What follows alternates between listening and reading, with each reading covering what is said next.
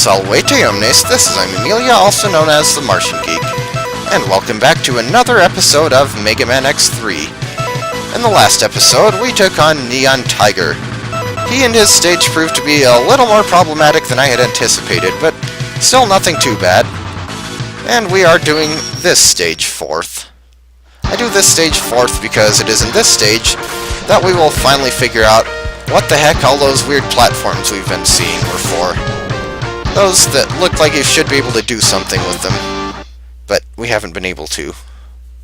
This is Blast Hornet's stage, and I believe his stage is supposed to be some sort of military warehouse complex. Something like that. It has decent enough music. I still say a lot of X3's music sounds too similar because of the instrument selection and rhythms and stuff. Oh yeah, and elevator segment. And I am not really good at dodging those guys. It's a shame. My last outtake I actually managed to dodge all of their shots, and then I had to ruin it. That hole in the ceiling looks suspicious, and it's another one of these platforms. What do they mean? Well, I shall explain it soon. For now, let's try not to fall off the conveyor belts. Wait, I always thought there were spikes there. Oh, there are the spikes. There is indeed something over there. But that is something that we are not gonna worry about just yet. Something that I'll probably cover in a bonus video. But, at this point, I should mention that Mega Man X3 is actually unique in that it has two sets of armor parts. Not two sets of armor in quite the same way as, say, Mega Man X5, X6, or X8, but it's actually just the same armor, but besides the regular 4 Dr. Light capsules, you also can get upgrades to all 4 parts. And we have a mid-boss door, and... okay, yeah. This one leads to an actual mid-boss. It's the C4 star, or CX4 star, I mean. Whatever this thing is called. Okay, yeah. It does one of 3... it has 3 different movement patterns, basically. It doesn't have any actual attacks, it just kinda tries to deal contact damage to you. And as far as I know, it doesn't have any invincibility frames, so rapid fire away. And it has kindly decided to demonstrate all 3 possible movement patterns it can do. Right in order. And then it has kindly decided to die. Well, okay, it's probably an automaton or whatever, so it can't truly die, but it is defeated. Vanquished! And now we're outside. And we have more of those annoying missile shooting things that look like they have really big lips. Seriously, is it just me, or do those missiles look like huge oversized lips or something? Also, those crates will actually blow up the floor if you break them, as will those. And we can go right, but we want to go left right now.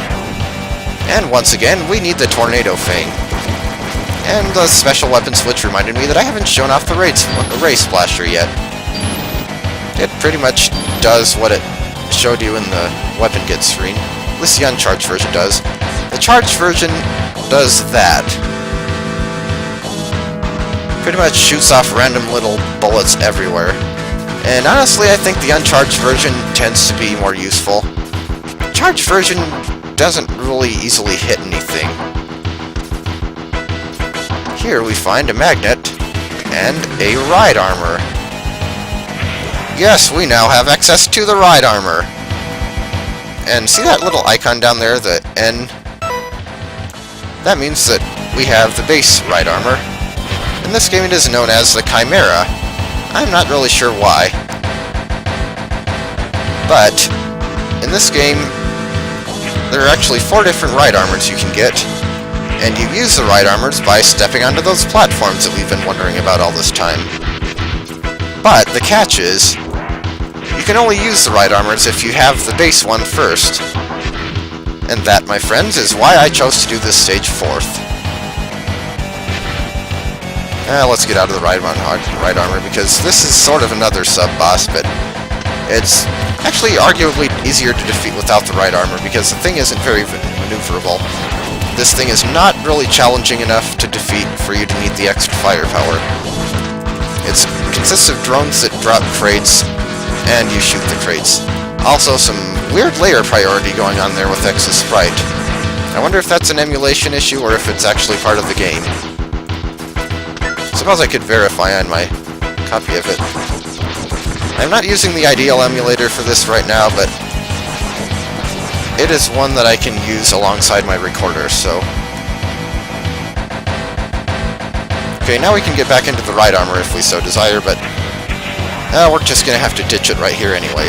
Interesting note about the ride armor in this game is it actually has its own health meter. It is always maxed out to 32 units.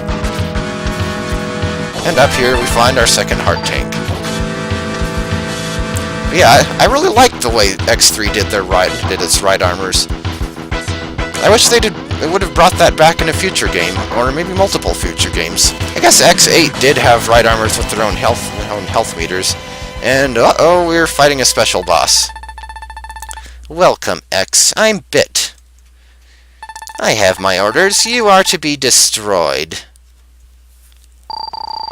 Now, Bit is kind of like Neon Tiger in that his boss fight can go smoothly or very, very badly, depending on how much he decides to cooperate.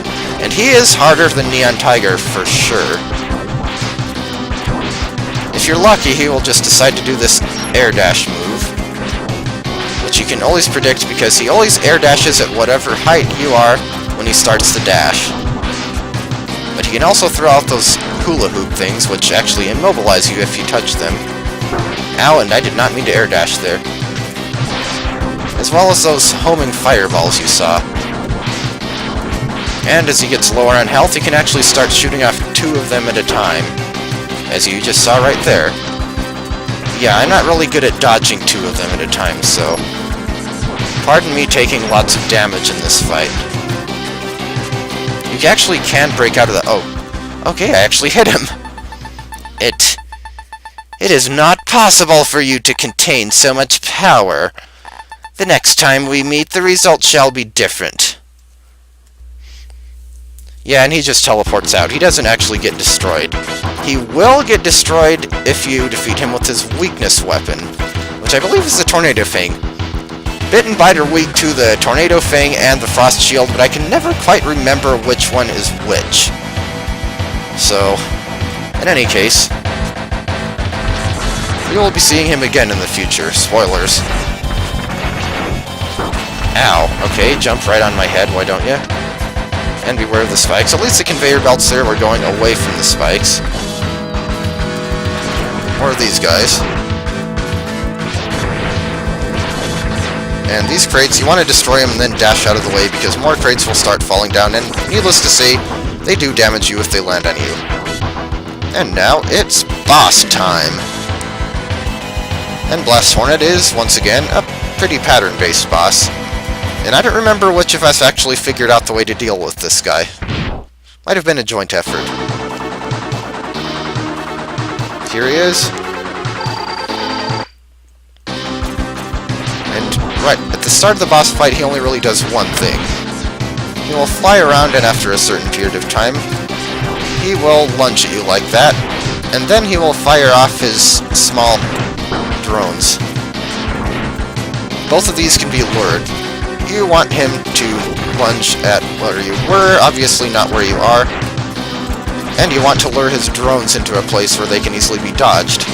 And after he gets down to about half health, he will start going into his second attack phase, which just involves flying around in a figure-8 pattern and sending this little seeking cursor at you.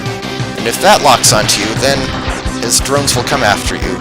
Personally, rather than trying to dodge the Seeker, I find it easier to just destroy the drones. This part of the fight is actually probably easier than the first.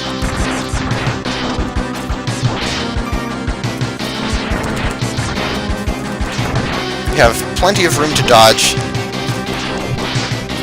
The attacks aren't terribly threatening. Really, Blast Hornet is a pretty easy boss if you know how to deal with him.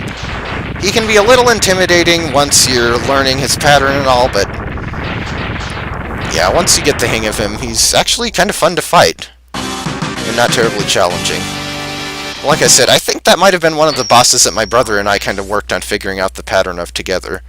I'm not really sure. I just remember doing that with a lot of the bosses in this game, trying to figure out their patterns and how best to deal with them.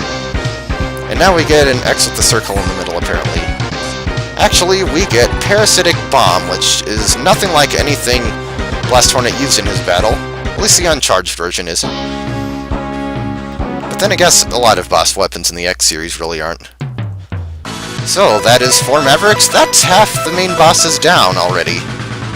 And we've made some pretty decent progress on the items. 3 sub-tanks, 2 heart tanks, 1 ride armor, and a partridge in a pear tree. So, I will see you next time in Part 5.